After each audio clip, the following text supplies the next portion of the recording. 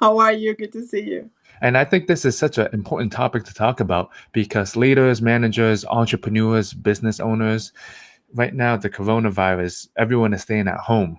And so I think at these times, opportunities are rising and there's going to be new behaviors, new habits. But as leaders, do we know how to adapt with it? Mm. And I was saying this earlier, and I saw this on a YouTube comment. It was on public speaking. And it was, whenever it's the first comment on YouTube, it's good. And the guy says, fear, F.E.A.R. It stands for face everything and run or face everything and rise. Mm. So I thought that stuck with me. Um, so Kat, how are you doing on your side? I'm doing good. I'm doing really good. It's funny how when you were going live earlier, we talked about people going from brick and mortar to online. And you know that you and I have been talking about online for a while. Yeah. And you know what they say, you can try to be, to get ready when things are happening, or you can already be ready for when things like this happen. So I think more than ever online businesses are more relevant. What do you think? I think it's people knew that it's going to go online eventually anyway. Hmm. And so this was a great opportunity to force people to say, hey, things are moving online now. Do we know how to adapt? It's kind of like Netflix and Blockbuster. Yes. Yeah. Um, everything is it's going online. But what do you think some of the problems people are having? Well, right now is basically the mindset. They can get stuck in, oh my God, things are changing. What am I going to do? What's happening? And stay there too long. Sometimes you just have to embrace, yeah, this happened. Yes, I might not be happy with this situation. Yes, I like to have the face to face and hug people and shake hands and do business the old fashioned way, but which there's nothing wrong with that. But you kind of have to react quicker than that. You got to be in the moment, feel your feelings, and then keep it moving to the next level, which is how do I help people now? How do I change my model? And I think that's what people have to really change their mind and be like, okay, I was doing this yesterday, that worked, that doesn't work now. What am I going to do now?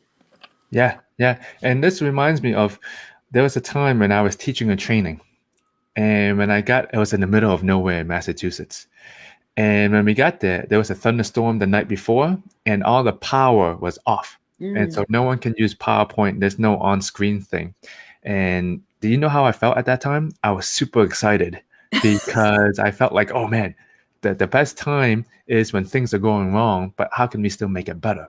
But Yeah. I also know that the person that I was working with who was organizing this, she was saying, Kit, if I was in your position and things were going wrong, I would freak out because she had everything prepared, she had everything Mm. planned, and so it was harder for her to adapt. I know there are some people that love it when things are chaotic, and some people love it when things are stable. Yeah. And so now is that time to know how to adapt. How are you adapting? That's a great, I love that. I love that story because in business, that's always going to happen. In life, it happens, but specifically in business, where you have a plan and then you got to throw the plan out the window because the economy changes, elections, viruses come and go. For me, what I realized is that I love community. And what I'm doing is refocusing on my community again. I already had a community built, which gives me a leg up, and now it's just concentrating on growing that community even more, and then giving. That's the other, I don't know if you've seen that trend on social media where people are now opening the floodgates and they're giving their content, they're going live more often, they are talking about what they do from a perspective of community and of helping. And I think that's a nice change, and I know people are appreciating that, and people are making money right now. That's the funny part. Yeah, yeah. It's going back to what you're saying, helping and learning how to make money because that's the thing on the top of people's mind. It's like, oh, how can I make money when business is down, when no people are buying stuff unless they're going to the grocery store. Mm. and buy toilet paper. And did you buy toilet paper? I did not buy toilet paper. I buy 20 rolls at a time. And it's only my daughter and I. And this virus is not affecting that area. So I think I bought 20 rolls back in September. I still Yeah. have more than a half. I'm not gonna need toilet paper for a while, so I think I'm good. What about you? Did you buy You don't some? need that. I got mines from like BJ's a long time ago. I'll just, Right. I can just use my cat to wipe my butt. I saw that. I saw people using their dog too. That was suggesting that. That was funny. That was fun. That was No, fun. but I think this is the time when, as a leader, you have to not show off your skills, but put your skills into place or learn how to use those skills if you don't have them already. When we're stuck and we don't know what to do, it's the time right now to plan, to move forward with that action, and to get feedback along the way. Absolutely. Absolutely. It's about I was talking to my sister right before you and I went live, and we're talking about the things that we're doing. She's also home because they sent her home, and she's got a few extra days that she was not counting on. So she's taking advantage of that time. And she said a phrase that really um, connected with me because it's something that I told my students, and I actually created a Facebook ad to talk about it. It's like you can binge watch TV right now. You can watch a lot of Netflix. You can watch a lot of Hulu, and I love those services. I have them. Or you can work on the things that you said you wanted to do, but you couldn't do because of time. Mm. And that's being conscious, making a conscious decision to say, I have this gift of time. I can complain.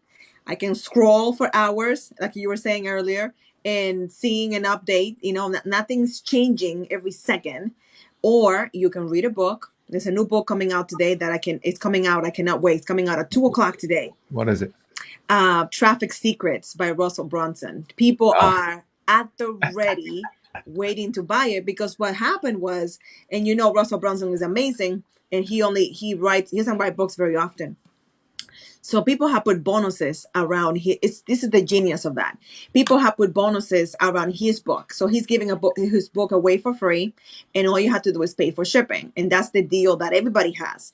But why people buy it from you, so they can get the commission, they're adding more value.